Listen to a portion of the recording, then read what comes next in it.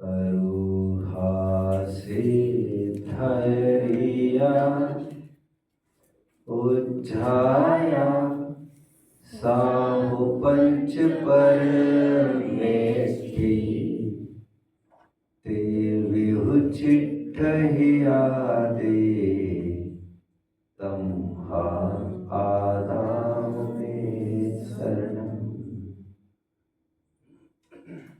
सुहेण भाविदं नाणं दुहे जादे विनश्यति तम्हा जहा बलं जोई अप्पा दुखे भावे।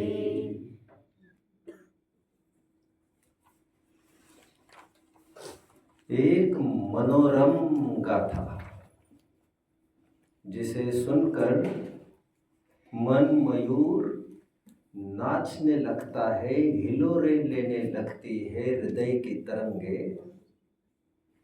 समाधि तंत्र का ये बहुत प्यारा छंद है।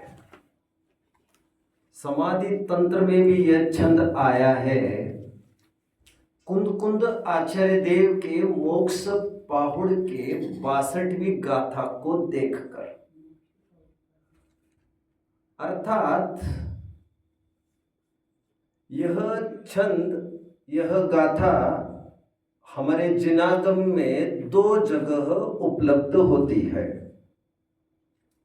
एक तो मूलतः कुंद कुंद आचार्य देव की लेखनी में आज से 2000 वर्ष पूर्व मोक्ष पाहुड़ की 62वीं गाथा, एंड फिर पूज्यपाद स्वामी ने इसे रीइटरेट किया समाधि तंत्र में। यह गाथा कुछ ऐसा कहती है, अनुकूलताओं में भाई गई ज्ञान की भावना, अनुकूलताओं के बीच में की गई धर्म की साधना, प्रतिकूलताओं की एक ठोकर लगते ही तार तार चूर चूर हो जाती है। इसका मतलब यह हुआ, अनुकूलताओं में जो ज्ञानाभ्यास किया था, धर्म का साधन किया था, वो यथार्थ रूप से नहीं था। कंफर्ट जोन में रहकर, अपने बंदिश्त वातावरण में रहकर, एक कृत्रिम वातावरण क्रिएट करके उसमें हम खूब ज्ञानाभ्यास का, धर्म साधन का दावा कर ले, बट अनायास आई हुई प्रतिकूलताओं में that is not long standing, that does not stand longer. मतलब कुल मिलाकर बरसात होने के बाद मेकअप जिस महिला ने किया है चेहरे पर, वो मेकअप भी चला जाता है और उसके सुंदरता की 12 बज जाती है। जो प्राकृतिक सौंदर्य होता है वो अटल होता है, अनकंडीशनल होता है, बिन शर्त होता है। जो कृत्रिमता होती है वो सशर्त होती है, कंडीशनल हुआ करती है। कुछ देखम देखी हम धर्म का बाना पहन भी ले, बट थोड़ी सी प्रतिकूलता आने पर जिन्होंने धर्म का बाना पहना है, बाना समझ में आता है ना, who is pretending to be धर्मात्मा, जो ढोंग कर रहा है धर्मात्माओं का, वो थोड़ी सी प्रतिकूलताओं में ही झुंझलाहट पर उतर आता है, तुरंत पकड़ में आ सकता है, तुरंत तुरंत। जब तक हम, अक्सर लोग कहते हैं भाई साहब, जब तक हमारे साथ कोई शांति से बात करे तब तक हम शांति से रहते हैं, यदि कोई उल्टे मार्ग चले फिर हम उसको छोड़ते नहीं है। अरे भैया, क्षमा की कसौटी तो तभी तो है, तुम घर में बुजुर्ग हुए और तुम कुछ आदर से खड़ा नहीं कर पा रहे, टॉय टॉय टॉय टॉय। तुम समाज के विद्वान बने और चाहते हैं तुम्हारे से दूसरे जन अच्छा व्यवहार करे, तुमसे तो ये उम्मीद नहीं थी। आदर्श स्थापित तुम्हें करना चाहिए था पहले। हम सुधरेंगे, युग सुधरेगा। Charity begins at home. इसीलिए भी रामचरितमानस में फिर गोस्वामी तुलसीदास कहते हैं, क्या है वो? मित्र और नारी आपद चार परखिए चारी। क्या है? धर्म मित्र क्या है? मित्र और नारी आपद काल परखिए चारी। मैं अभी मिस आउट कर रहा हूं, मैं कई दफे बोल चुका हूं इसको। सच्ची परीक्षा करनी हो यदि हमारे दोस्त की, हम कितने पानी में हमारे धर्म की, तो वो प्रतिकूलताओं की कसौटी, प्रतिकूलता ही उसकी कसौटी है। जब तक अनुकूलता है तब तक वो कसौटी हो नहीं सकती, प्रतिकूलता ही उसकी कसौटी होती है। और यही इस छंद में बताया जा रहा है कि उपसर्ग और परिसह के काल में वो कृत्रिम धर्म साधना तितर बितर हो जाती है। इसीलिए ज्ञानियों को चाहिए वो जानबूझकर प्रतिकूलताओं को ओढ़कर, प्रतिकूलताओं की ओट में बैठकर वे स्वयं को आजमाए, जिससे सहजता में आने वाले उपसर्ग और परिसह का वे सामना कर पाए। एक बार छंद की तरफ फिर ध्यान देते हैं।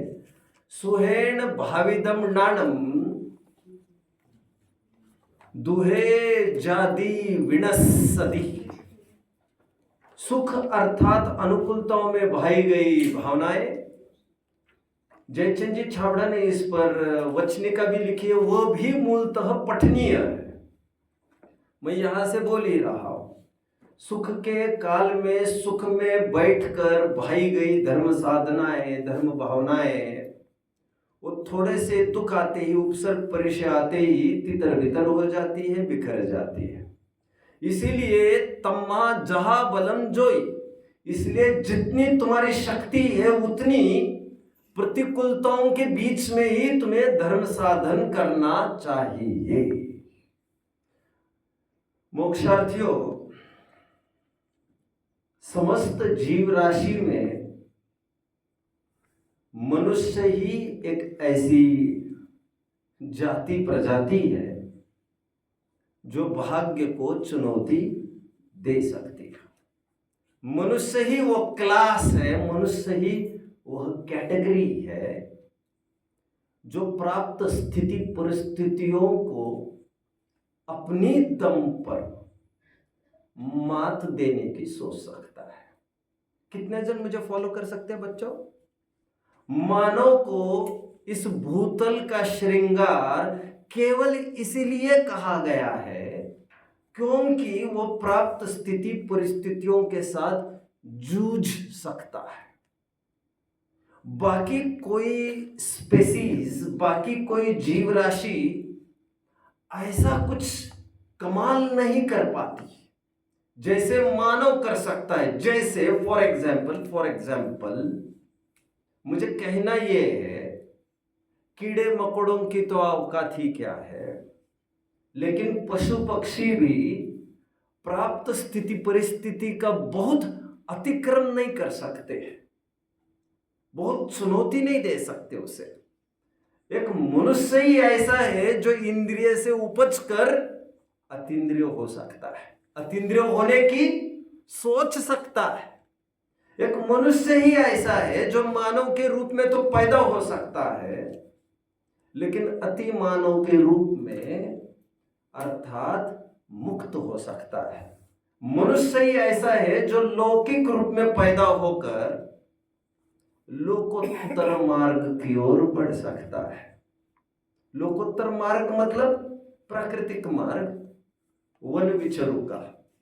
पशु तो पैदा ही जंगल में हुए और जंगल में ही है। ये आदमियों के पास एक ओपन चॉइस है, ये ओपन चॉइस ऐसी किसी के पास है नहीं।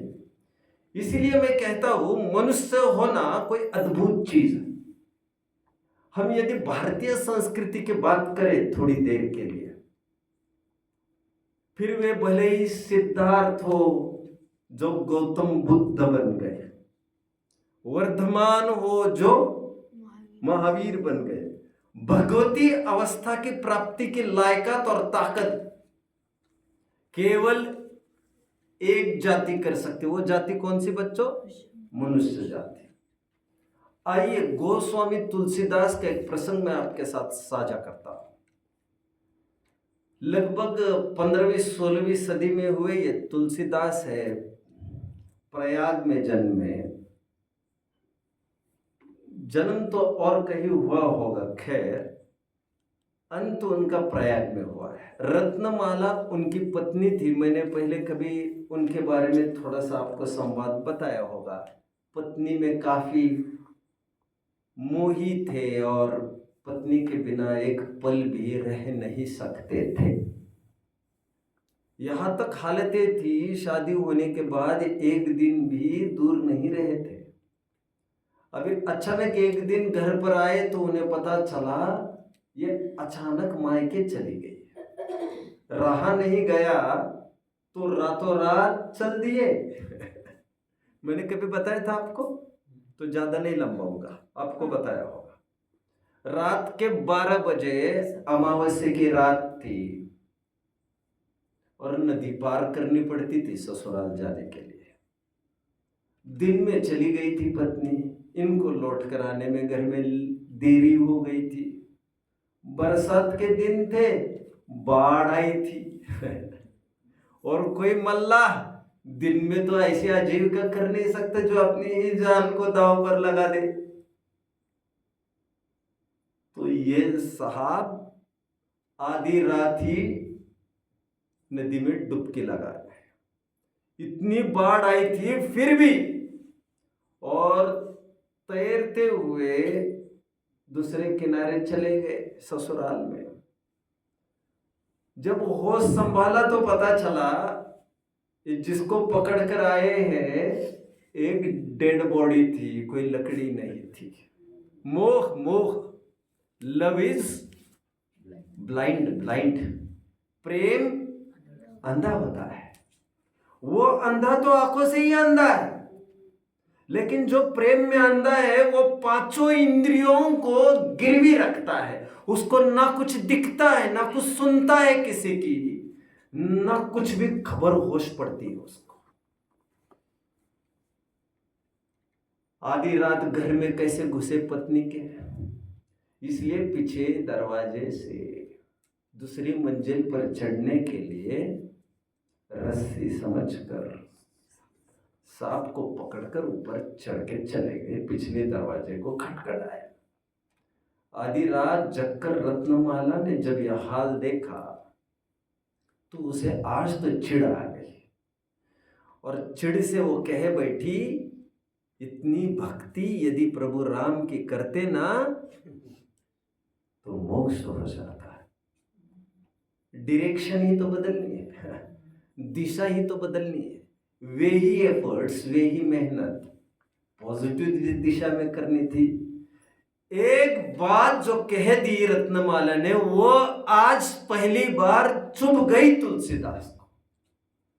शायद इतनी मेहनत करके आए थे और एक्सपेक्ट कुछ साधुवाद चाहते होंगे और गालियां बरसी होगी। विरक्ति का ये पहला कारण उनके बन गया। ये पहला कारण क्या बन गया, वे ठेठ दीक्षित हो गए और फिर पूरे जीवन सन्यासी बनकर प्रयाग में ही अपना जीवन निकाला। वे ही तुलसीदास कहते हैं, बड़े भाग्य मानुष तन पावा। जो हमारे श्रीमद राजचंद्र जी कहते हैं, बहुपुण्य पुंज प्रसंग से शुभ देह मानव का मिला। दौलत राम जी कहते हैं छेड़ाला में, यह मानुष पर्याय सुकुल सुनिवो जिनवानी, यही विधि गए न मिले सुमणि जो उदधि समा। इस मानुष पर्याय का मूल्यांकन करने में कितने ही ग्रंथ साहित्यिक कम पड़ेंगे। उसके पीछे एक ही रीजन है बच्चों। क्या रीजन है? स्थिति परिस्थितियों का सामना केवल मानव कर सकता है। मानव ही स्थिति परिस्थितियों को मात दे सकता है। ही कैन ओवरकम, किसके बल पर? समझ के बल पर, अपने सम्यक ज्ञान के बल पर। वैसे प्रकृति को खुली आंख से देखने वालों को कहने की जरूरत नहीं है ज्यादा कि यह प्रकृति स्थिति परिस्थितियां मेहनत मांगती है। मेहनत क्या मांगती है? मेहनत के बिना कुछ भी साध्य नहीं होता। जब तक हथौड़ी के घाव न पड़े, बोलिए बात को, तब तक पत्थर भी भगवान नहीं बनता। हमारी तो संस्कृति का ही नाम है, क्या नाम है? श्रमण संस्कृति। बच्चों क्या? श्रमण संस्कृति। श्रमण श्रमण क्या? श्रमण संस्कृति। अभी अभी एक डॉक्यूमेंट्री देखी थी, थोड़े दिन पहले देखी थी। क्या नाम था उस डॉक्यूमेंट्री का? ऐसा लिखा, विशाल भैया आए थे ना औरंगाबाद के, उन्होंने डॉक्यूमेंट्री दिखाई थी। उसका हेडिंग था जैन संस्कृति का इतिहास। जैन के बाद ब्रैकेट में क्या था? श्रमण था। श्रमण। श्रमण का अर्थ कितने जन जानते हैं बच्चों? श्रमण यह शब्द है ना, श्रमण शब्द श्रम से बना है। श्रम। अभी मुझे बड़ा श्रम लगेगा, आधा घंटा लगेगा श्रमण अर्थ को अच्छे से खोलने में। फिलहाल के लिए इतना ही। श्रमण शब्द श्रम से बना है, श्रम से। जो इसकी तरफ ध्यान आकर्षित करता है कि लौकिक कार्य हो अथवा लोकोत्तर, श्रम के बिना तो कुछ भी साध्य नहीं होता। और श्रम ऐसी चीज है जिससे कुछ भी साध्य होता है। मराठी में एक सुंदर कहावत है, बहुत है वैसे, बोलिए जरा कोई।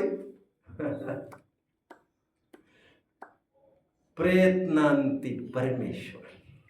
प्रयत्न करने पर तो परमेश्वर की भी प्राप्ति होती है। यहां तक लिखा है, प्रयत्न और श्रम करने वालों के लिए तो मिट्टी को रगड़ने पर भी उनको तेल की प्राप्ति हो सकती है। यहां तक लिख दिया उन्होंने।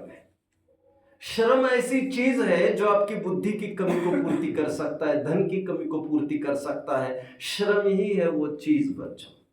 और यह उम्र तो आपकी श्रम करने की है ही। विद्यार्थी के 5 लक्षणों में जरा बताएगा कोई? अल्प निद्रा, ग्रह त्यागी, अल्प भोजी। ये तीनों जो पद है ना बच्चों, क्या कहा मैंने? ये तीनों पद है, अल्प निद्रा वाले, अल्प भोजी और ग्रह त्यागी। ये आपकी कष्ट सहिष्णुता को दिखाते हैं। और आप पाएंगे कष्ट के बिना कुछ भी साध्य नहीं होता। प्रकृति को देखिए जरा, कमल खिलता है कीचड़ में ही खिलता है। सोने की प्राप्ति होती है वो किट्ट कालिमा से युक्त गहरी खदानों में से ही होती है, वो उथले नहीं हुआ करते। सबसे महंगे बिके जाने वाली फसल इलायची और चंदन खूंखार सांप नागों से लिपटे रहते हैं। दिन में ही उनका अवगाहन करना मुश्किल है, रात में कौन तोड़ के चला जाएगा उसको। तो प्रकृति मांगती है आपसे मेहनत। मेहनत सलाइन का काम करती है। सबसे पोषक चीज कौन सी? नारियल। नारियल ऐसे लटकते हैं जैसे ये पेड़ पौधे होते हैं। कितना श्रम वर्धक है। कोई भी चीज आपको प्राप्त करनी हो, श्रम तो आपको करना पड़ता है। या तो टाइम वाइज आपको रुकना पड़ेगा। जैसे अखरोट है, सबसे महंगा बिकता है ना, और मैंने कहा था सबसे लेट उगता है। 20 साल कम से कम लगते हैं। हो टाइम का भी तो कोई पैरामीटर चाहिए। Patience, patience. हमारे सर की याद आ रही है आज, हमारे गुरुजी की, डोमिनिक जोसेफ सर की, जो ये कहते थे, patience and perseverance overcome mountains. मेहनत ऐसी चीज है जिसके बल पर आप ओवरकम माउंटेन्स, पहाड़ों को भी आप पार कर जाओगे इतनी प्रतिकूलताओं को। आइए हम प्रकृति की तरफ थोड़ा सा देखते हैं, किस प्रकार प्रकृति को यह मंजूर है कि कष्ट सहिष्णुओं को ही उत्कृष्ट उपलब्धियां होती है। बाज को कितने जन ने देखा है बच्चों? बाज, ईगल ईगल, गरुड़ गरुड़। और गरुड़ इज फेमस फॉर, एकदम उसकी स्पीड आप देखेंगे 200 और 300 किलोमीटर पर आवर को वो दौड़ सकता है, उड़ सकता है। मैं थोड़ा सा इसका बताता हूं आपको, जो फैक्ट आपको पता नहीं होगी। आपने कभी देखा होगा बाज का बच्चा पैदा हुआ हो, कभी देखा आपने? नहीं देखा। उसका जो पिल्ला होता है बाज का, जैसे वो पैदा होता है मां उसे पकड़ती है, बाज गरुड़, और एकदम ऊंचाई में ले जाती है उसको। लगभग लगभग कहते 10-12 किलोमीटर दूर। और उसको लेके जाने तो उसको थोड़ा टाइम तो लगता है, उसको ऊपर जाने में 8-10 मिनट लग जाते हैं अपने बच्चों को। आप दूरी को नाप सकते हो, मैं तो टाइम इसलिए बता रहा हूं, इतना दूर लेके जाता है बच्चे को। क्यों लेके जाता है जानते हैं आप? वह ले जाता है और वहां से उसको पटक देता है, इतनी हाइट से पटक देता है उसको। बेटे तू कोई आम पक्षी नहीं है, तू इस आकाश पर राज करने के लिए पैदा हुआ है। और वहां से जब उसको टपकाया जाता है ना बच्चों, वो तो नया नया पैदा हुआ है, वो तो कुछ ही समझने से परे है। यदि वो आदमी होता और कुछ बोल पाता तो कहता मम्मी मम्मी मम्मी। ये क्या कर रही है मेरे साथ? छोटा बच्चा माँ को न देखे तो क्या हालत होती है उसकी।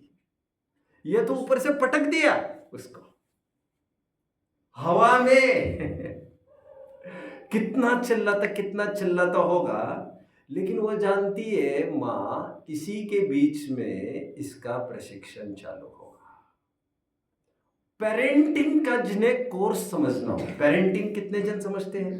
पेरेंटिंग माँ बाप को कैसे संस्कार देने चाहिए बच्चों पर, यदि किसी को समझना हो तो इस पशु विज्ञान को समझना बेहद जरूरी है। बीच में मैं रुख को थोड़ा मोड़कर मैं आपको महाभारत की ओर ले चलता हूं। महाभारत में अनायास कृष्ण ने प्रश्न पूछा, जो मैं आपके साथ कई दफे बोल चुका हूं। इस बात को शिविरों में तो मैं जरूर याद करता हूं। कृष्ण ने नेमिनाथ को, भगवान नेमिनाथ को स्वप्न का फल पूछा बच्चों। स्वप्न में क्या आया था पहली रात कृष्ण के, जरा कोई बताएगा? गाय बछड़े को चाट रहा है, जरा नजदीक जाकर देखो।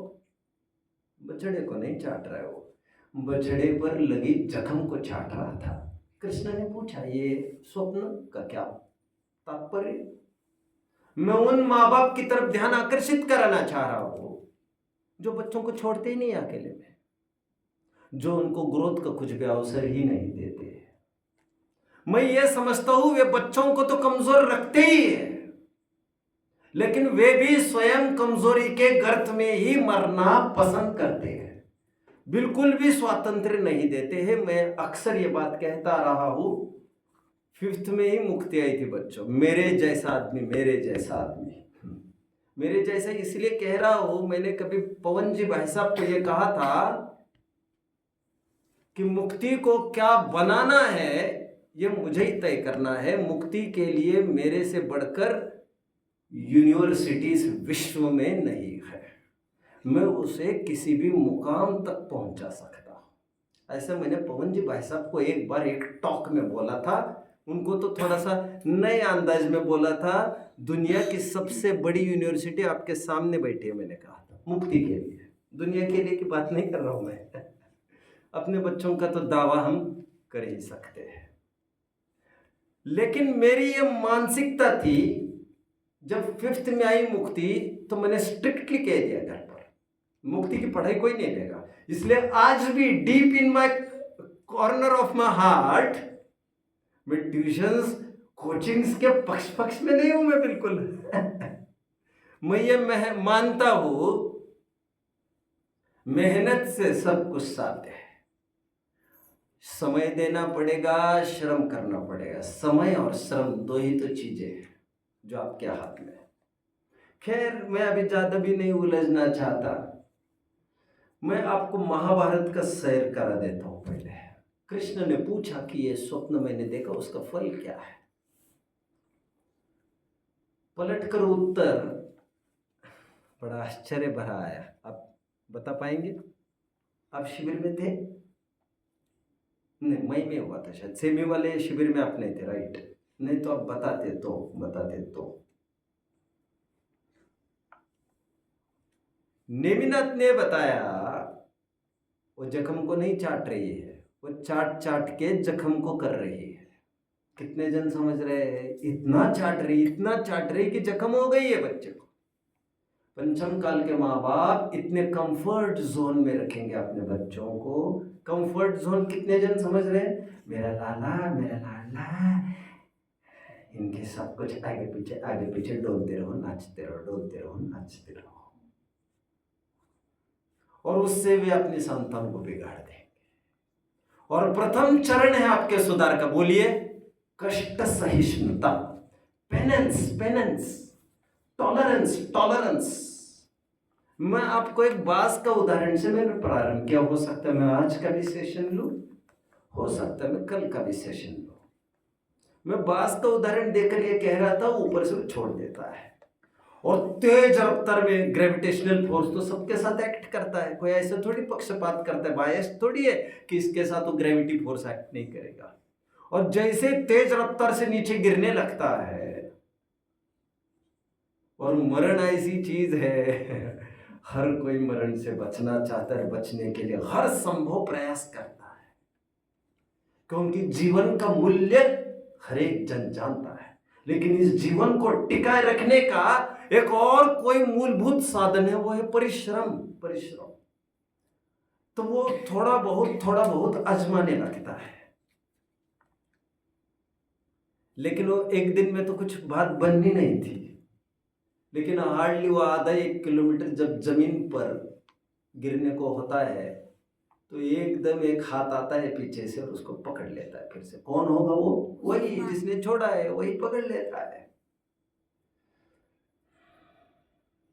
गुरुकुलाल शिशु कुंभ है।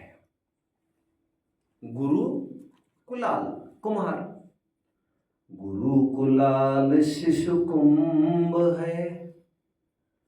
घट काढ़त खोट, अंतर हाथ पसार के, बाहर मारत चोट। बास का उदाहरण मैंने बताया। यह चलता है 2 महीने का सिलसिला। फिर 2 महीने के बाद वो होता है राजा उस आकाश का।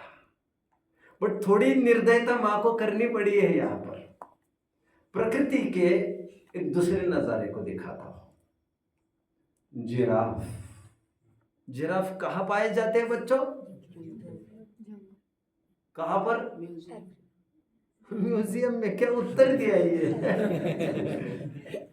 जैसे कोई बोलता अफ्रीका में, अफ्रीकन डेजर्ट्स में, कोई बोलता ऑस्ट्रेलियन ग्रीनलैंड्स में, तो कुछ समझ में आता।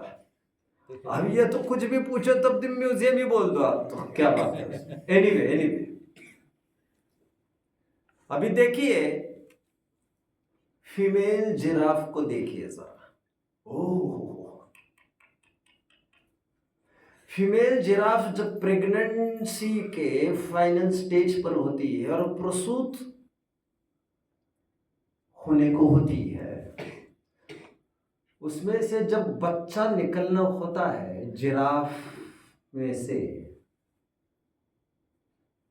मनुष्य कितना हाईली कंडीशनड है देखिए ना जरा। यहाँ की प्रसूति में तो ऐसी कोई खास रिस्क ही नहीं है।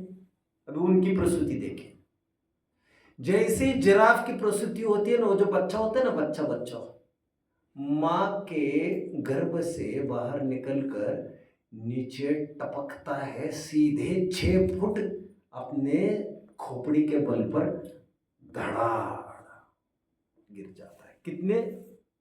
6 फुट। उतना ही कोमल होता है बच्चा। बच्चा तो जन्म कोमल ही तो होता है। उसकी ये सिस्टम ही है। 6 फीट के डिस्टेंस से ही लगभग योनि होती है, तो जो वहां से क्रैश, क्या वर्ड आता है, क्या वर्ड मिलेगा आपको? क्रैश हो जाता है, क्रैश।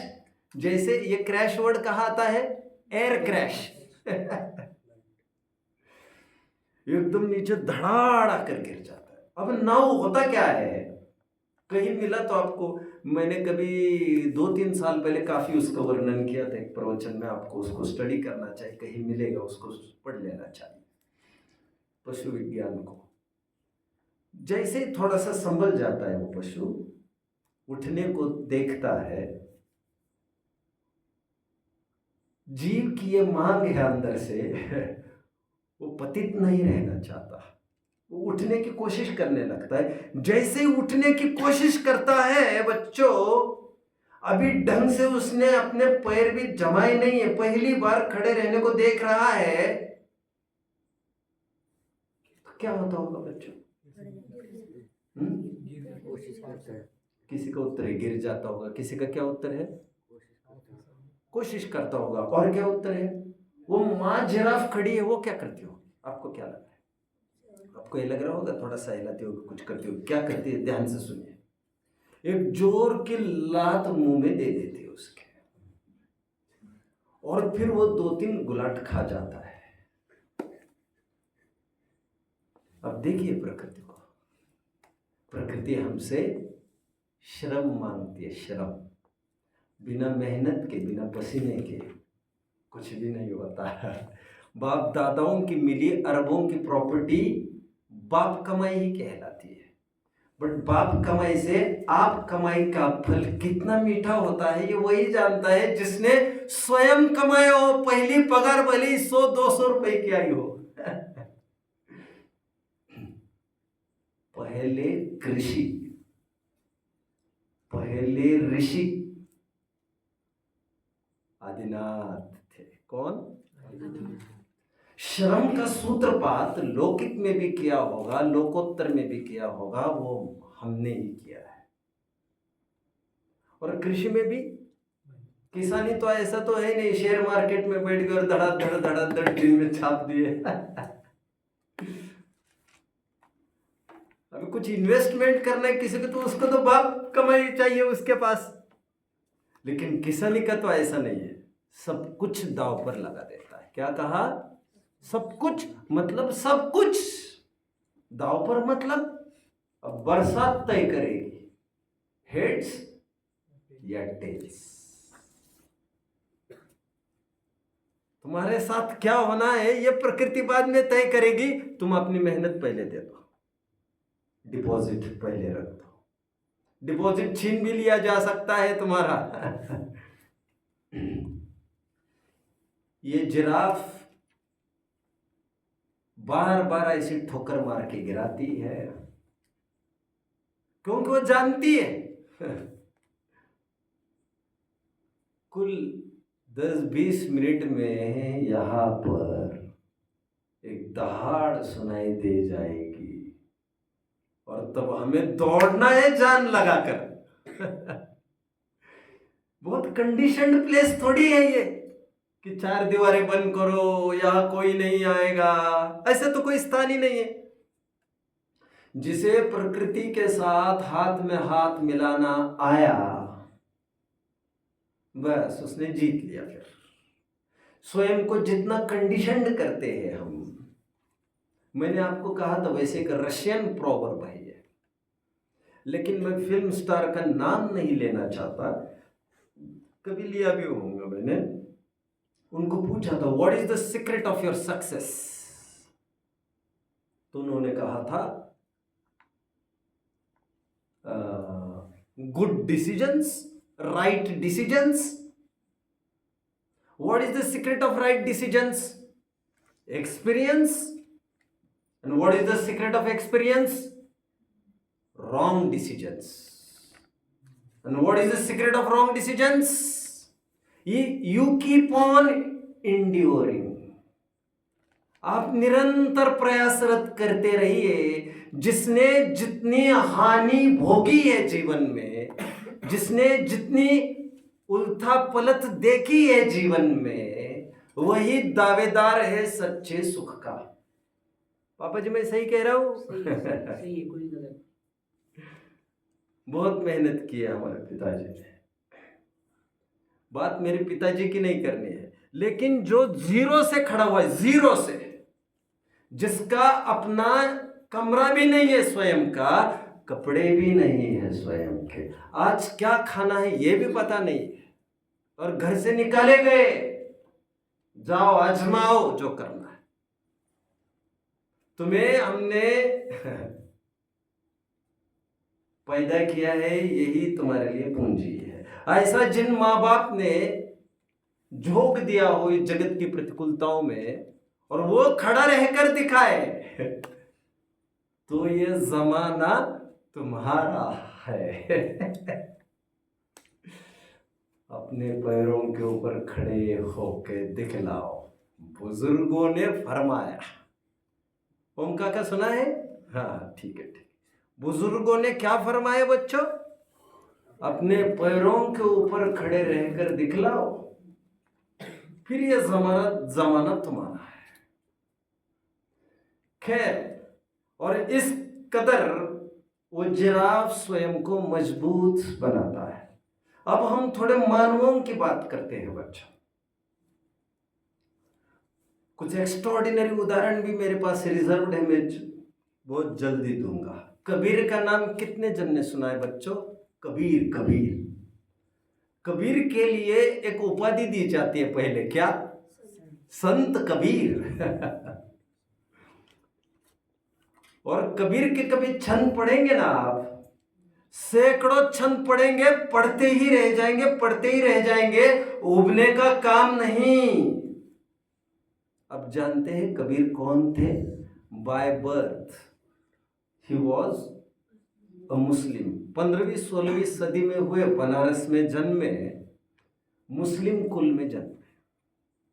अब उनको पता ही नहीं माँ बाप ने उनको क्यों छोड़ दिया, बट जब होश संभाला उन्होंने, तो उनको एक जुलाहे कपल ने बड़ा किया था। He was not born really, sorry. He was brought up by a julaha couple. कितने जन मुझे समझ रहे हैं बच्चों? जरा हाथ ऊपर करके कंफर्मेशन दीजिए। जुलाहा समझते हैं? जुलाहा को क्या कहेंगे? वीवर को क्या कहेंगे? विनकर। Right right right right right right, ठीक है ठीक है। कितने जन आप समझ रहे हैं मुझे? अभी तो पेशे खत्म से हो गए ना, एक्चुअली बात ये है। अबे हैंडलूम खत्म हो गया, कपड़े की मिल आ गए। अब मैं जुलाहा भी समझाना बड़ा मुश्किल का काम है ना। जुलाई हुआ करते थे पहले, ताने बाने से कपड़े बनाया करते थे। कितने जन समझ रहे हैं मेरी बात को? और जुलाहा एक शूद्र वर्ण कंसिडर किया जाता था, शायद आज भी। अब इस घर में बड़े हुए कबीर, और सबसे पहले उनको सामना करना पड़ा वर्णवाद का। समाज में तो बहिष्कार की स्थितियां होती थी, परछाई भी कोई पढ़ने नहीं देता था। ऐसे टाइम में हमारे पास कैसा भी आर्ट क्यों न हो, समाज में चमक जाना एक चुनौती हुआ करती थी। ऐसे टाइम में कबीर का जन्म हुआ, और आज कबीर पंथ के नाम से पंथ चलता है, जानते हैं आप लोग? और कितने ही जन उसके फॉलोअर्स हैं, और उनके प्रवचन ठीक ऐसे मालूम पड़ते जैसे जैनियों का अध्यात्म चल रहा है पूरा। शानदार और बेहतर होते हैं। anyway, जिसमें जीव को अरूपी, अस्पर्श, गंध, वर्ण वाला दिखाया जाता है, आदि आदि आदि। एक कवि रैदास वे, रैदास, कितने जन ने नाम सुना है? वैसी छुट्टियां मौज कर रहे हो यार तुम लोग। रविदास भी कहते हैं, रैदास भी कहते हैं, रहीदास भी कहते हैं। कोई छुट्टी भी है उसकी सरकारी तो नहीं। संत रहीदास नहीं रविदास है छुट्टियां खा रहे हो मुफ्त की और यही पता नहीं यही तो दिक्कत है खड़ी। स्कूल वालों को यही तो समझ में नहीं आ रहा है। मतलब आज हमारे टाइम के स्कूल की याद करता हूँ तो आज तो सब बेकार ऐसे ही लग रहा है, क्या हो रही है। आदमी का पता ही नहीं है कौन होकर गया और उसके नाम पर छुट्टी लेते जा रहे हैं। एनीवे छोड़िए इन बातों को। रविदास हुए बच्चों, इनका भी कवित्व कभी पढ़कर देखना चाहिए तो पता चलेगा आपको। मैंने भी कुछ कुछ सुना है इनका, काफी मोहक सुंदर है। 15वीं 16वीं सदी में हुए, ये भी बनारस के ही जन्मे थे। बाय बर्थ कौन थे ये? हाँ शाबाश, मजा आ गया। रोहिदास भी बोलते थे। रोहिदास, मैं 2-3 तो नाम बोलता जा रहा हूँ। कोई रविदास बोलता होगा, कोई कुछ बोलता होगा, रैदास बोलता है, कोई रहीदास बोलता है, कोई रोहिदास, जो भी कुछ नाम होगा। इन सब नामों से उनको बुलाया जाते हैं। चर्मकार थे बच्चों, चमार थे, चमार।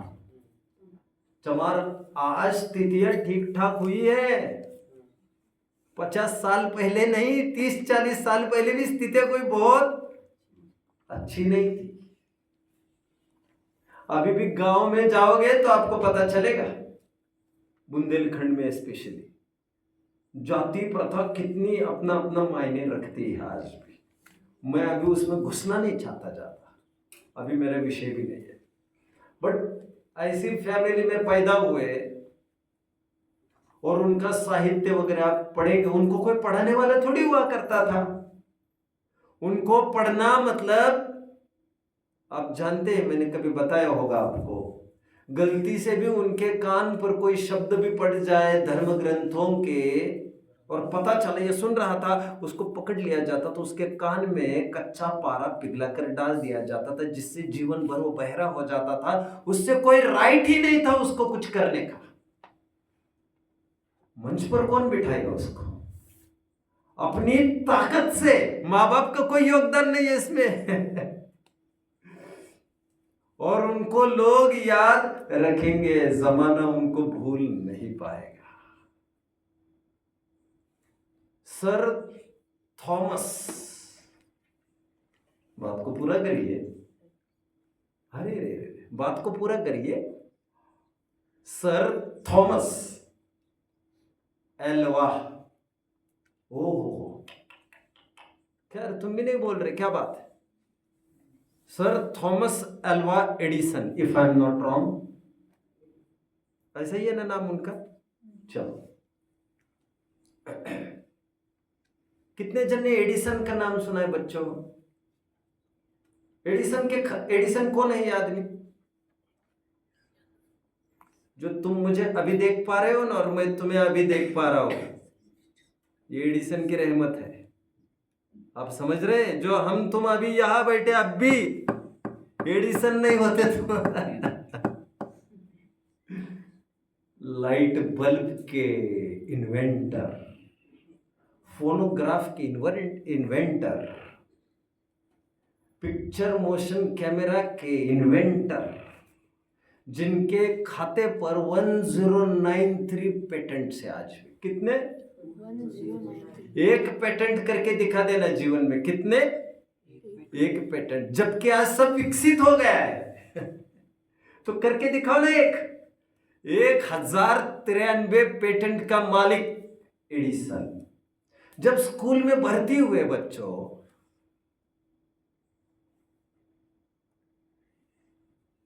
दो साल, 3 साल, 4 साल, 5 साल, 6 साल, 7 साल के बाद स्कूल में से एक दिन एक लिफाफा पकड़ा दिया टीचर ने एडिसन को।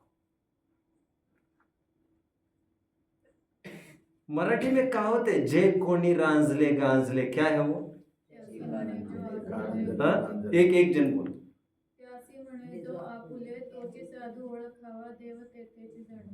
ओह, मैं बाद में समझ लूंगा। कोई बात नहीं। ये मराठी साहित्य बहुत मीठा है बच्चा, बहुत मीठा। अभी हिंदी प्रांत में मेरा टाइम गया, मैं मुक्ति से बहुत आग्रह करता रहा कि मराठी पर तुम्हें कमांड होना चाहिए, और जितनी भाषाओं पर कमांड है उतने साहित्य हम पढ़ सकते हैं। भाषा का ज्ञान और कुछ नहीं है, साहित्य पढ़ने के लिए एक्सेस क्या है? भाषा का ज्ञान। एनीवे, मैं कहां पर खड़ा था बच्चों? जो नींव से ऊपर उठता है ना बच्चों, नींव से, वो डगमगता नहीं है। जिसने ऊंचाइयां ही ऊंचाइयां देखी है, वो नीचे गिरने के प्रसंग को झेल नहीं सकता है।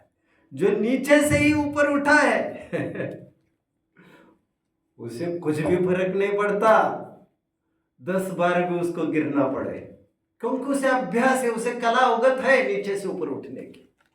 अनुकूलताओं को जोड़ने में हमारा समय जाया नहीं करना चाहिए, ज्यादा रॉ मटेरियल और रिक्वायरमेंट की मांग नहीं करना चाहिए। हम संगी हुए हैं, समझदार हुए, इतना हमारे लिए काफी, बस। मैं कभी कभी ऐसे भी कहता हूं मजाकिया मूड में, मुझे यदि फिर से स्कूल पढ़ने का प्रसंग बने ना, मुझे बच्चों और मेरे पास खुले ऑप्शंस आ जाए, अब कहाँ पढ़ना चाहेंगे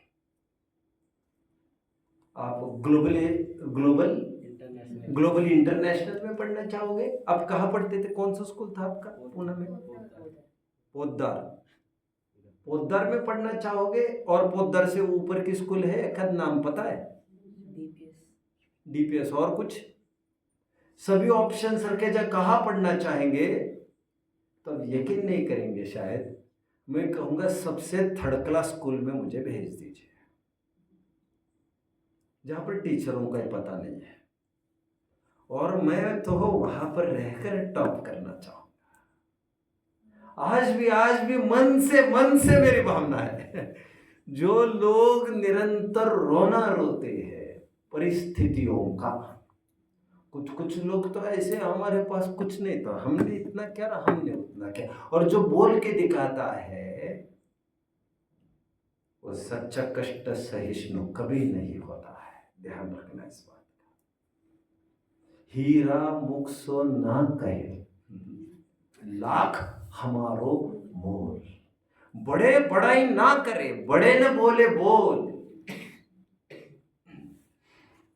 मैं कहा खड़ा था वैसे?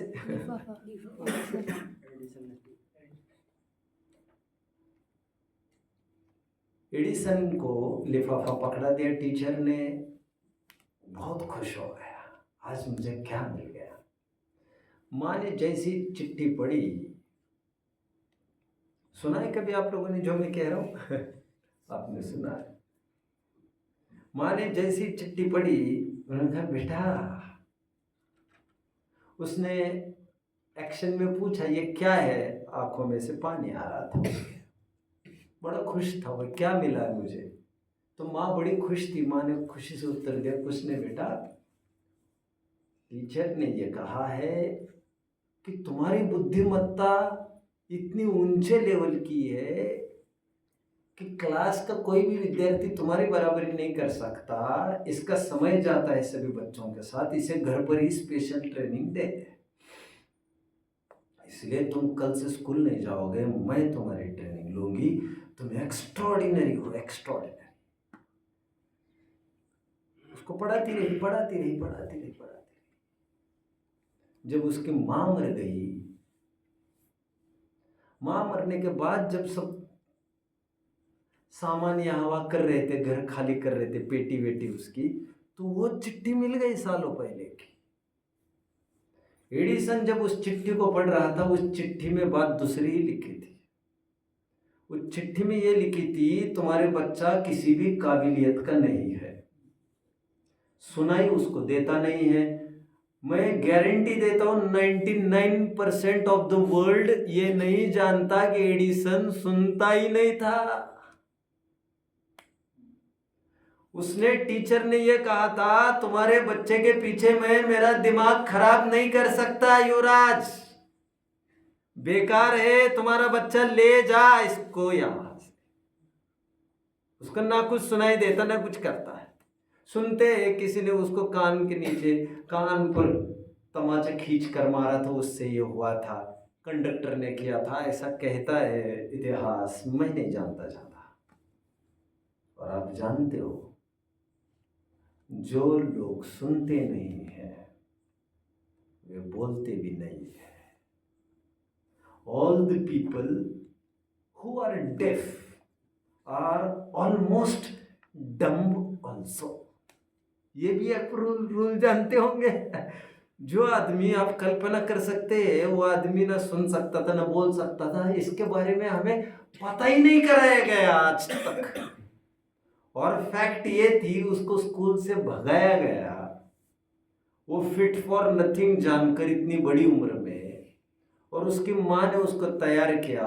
आज वो एडिसन ये सोच रहा है मेरी माँ ने मुझे ये बताया नहीं उस समय में, ठीक उल्टी बात बताई मुझे। मनोविज्ञान भी कितना बड़ा काम कर जाता है। It's all about mindset. Placebo effect. Placebo क्या कहा? Placebo effect. एक ऊंट था बच्चों, मैं प्लेसिबो इफेक्ट का एक उदाहरण देता हूं आपको। एक ऊंट लेके जा रहा था सैकड़ों, एक जन रेगिस्तान में से। सब खुट्टे गाड़ दिए गए, रात में पड़ाव पड़ गया, सोने का टाइम था। एक ऊंट रहा जिसको न रस्सी थी न खूंटा था। अगर रात में चला जाएगा तो 1-2 लाख का ऊंट निकल जाएगा अपने हाथ से। क्या किया जाए इसके साथ? क्या करूं क्या करूं क्या करूं क्या करूं क्या करूं, सोना भी है मुझे। तो वहां से गुजर रहा तो उसको पूछा, सबसे बड़ी संपत्ति इस दुनिया में कुछ होगी तो वो है समझ। इसलिए दोस्त यदि आपको ढूंढना हो तो पैसे वाला मत ढूंढिए, गोरा काला तो बिल्कुल ही मत ढूंढिए। पैसे वाले की जरूरत नहीं, पैसा कभी कभी काम आ जाता है। मैं ये नहीं कह रहा हूं काम नहीं आता, कभी कभी आ भी जाता है। बट समझ तो सदा काल आपके साथ चाहिए। पैसा होने पर भी समझ ही बताएगी इसका क्या करना क्या नहीं करना, कहाँ खर्च करना, कितना करना, क्या करना। समझ एक इंपॉर्टेंट इंग्रेडिएंट है आपके साथ। आपका पासपोर्ट वीजा हो तो कहीं भी चले जाओ आप, बट यही नहीं है तो फिर जापान जाओगे, अमेरिका जाओगे, बात कहाँ उठती है, खड़ी होती है। एनीवे, एडिसन का यह कोट है प्रसिद्ध बच्चों। क्या? ऊंट की बात रहेगी, ऊंट की बात रहेगी। तो समझ की जरूरत है बच्चों। ऐसा दोस्त होना जीवन में जो आपको कभी भी सलाह दे सके। मैं इस संकट में फंसा हूं, मुझे क्या करना चाहिए? डोंट वरी, मैं तुम्हें बताता हूं।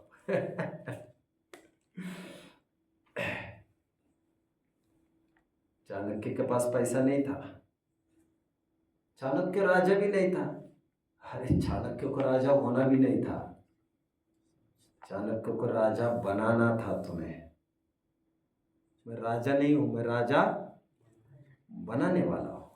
और राजा बनाने वाले के पास पैसा नहीं हुआ करता, पैसे से ऊंची चीज होती, ज्ञान। Knowledge dominates. सिकंदर के पास पैसा था, कल्याण मुनि के पास पैसा नहीं था। कितने जन समझ रहे हैं मेरी बात को?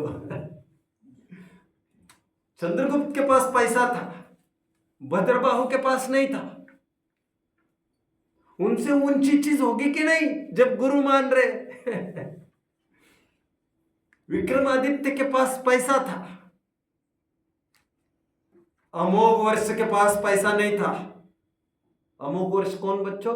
अमोघ वर्ष विक्रमादित्य के गुरु, दिगंबर गुरु।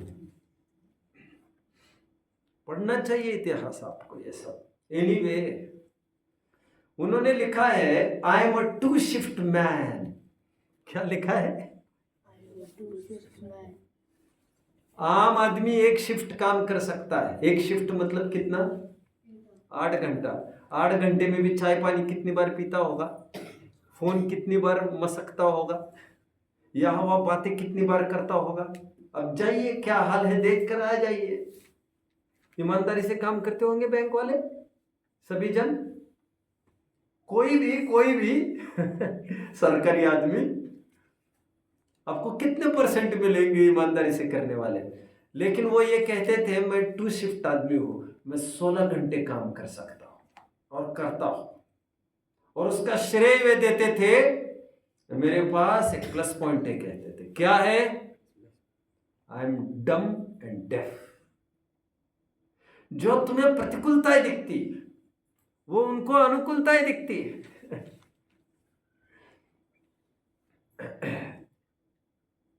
इसलिए कहा जाता है ना, अज्ञानी जन आए हुए अवसरों में भी आपदाओं को देखता है और ज्ञानी जन आई हुई आपदाओं में भी अवसर को ढूंढते हैं।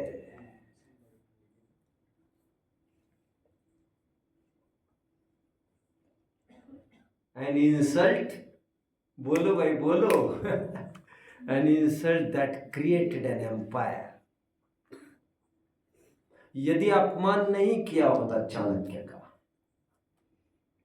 किसने बच्चों, किसने, नशे में धत्त उस धनानंद ने चाणक्य का अपमान किया। क्या कहकर किया, अजाज मशरू, दाढ़ी मुझ भी नहीं निकली और बैठा यहां पर, चल भाग यहां से। उसको कितना गुस्सा आया चाणक्य को, राजा को चैलेंज दिया खड़े खड़े ही, अदब से बात कर। हिल गया वो राजा भी, क्या बात करते, इसको काट डालो बोलिए। अब पढ़ लेना चाहिए इतिहास पूरा।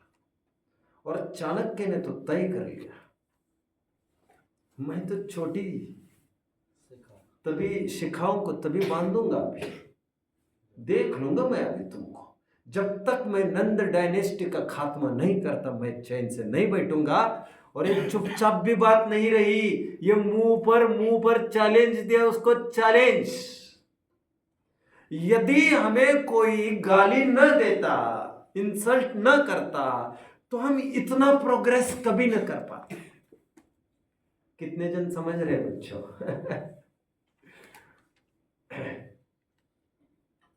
It's up to you how you take it.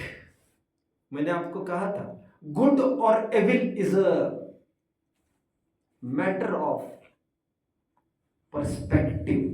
कितने जन को याद आ रहे, मैंने ये कहा था 2 बार, इसके पहले भी कहा है, आज तीसरी बार क्या है। गुड और evil is a matter of perspective. Matter of perspective मतलब ये तो दृष्टिकोण की बात है, क्या अच्छा और क्या बुरा। हर चीज में आप प्रसन्न रह सकते हो, हर चीज में आप उत्तेजित भी हो सकते हो। प्रसंग में 2 प्रकार के प्रसंग हुआ नहीं करते, 2 प्रकार के प्रसंग हुआ नहीं करते। इसमें आदमी उत्तेजित होता है और इसमें आदमी खुश रहता है। ऐसा नहीं होता है, ज्ञानी जन हर जगह खुशी रहता है। अपने जीवन से दूसरों को जीने का तरीका बता देता है ज्ञानी। एनीवे, मैं अंबेडकर की बात करूंगा थोड़ी, फिर मैं बस करूंगा। वैसे टाइम तो हो गया है। I will continue, I may continue tomorrow with the same subject. हमारा प्रकरण चल रहा है सुविधा भोगी न बनो, ज्यादा सुकुमार न बनो। ऊंट का रह गया, हाँ? ऊंट का उदाहरण अधूरा रह गया। ऊंट का उदाहरण अधूरा ही रह गया। Placebo effect, placebo effect. समझदार आदमी वहां से गुजर रहा था, उन्होंने पूछा कि भैया मैं परेशान हूं। क्यों परेशान हो रहे हो तुम तो आदमी हो। एक काम करो, तुम एक्शन करो, केवल खट खट खट खट खट खट, गले में कुछ बांधा जैसा करो। और उसने जैसे जैसे वो ठोकता गया, ठोकने के एक्शन करता गया, ऊंट नीचे नीचे बैठने लगा, बैठ गया।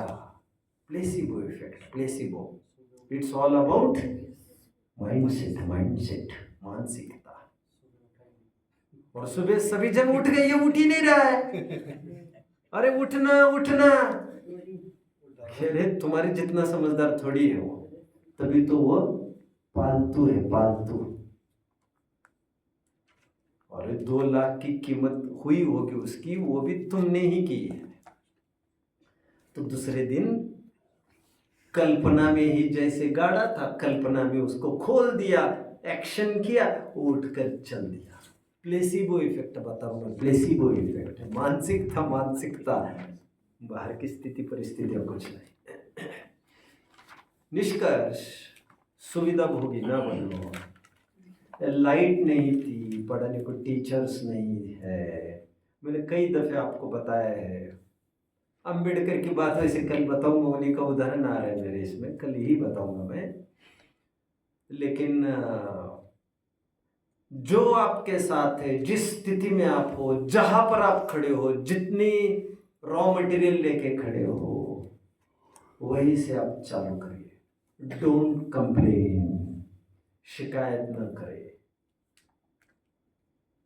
स्वयं को उस काबिल बनाए, कष्ट सहिष्णु बने।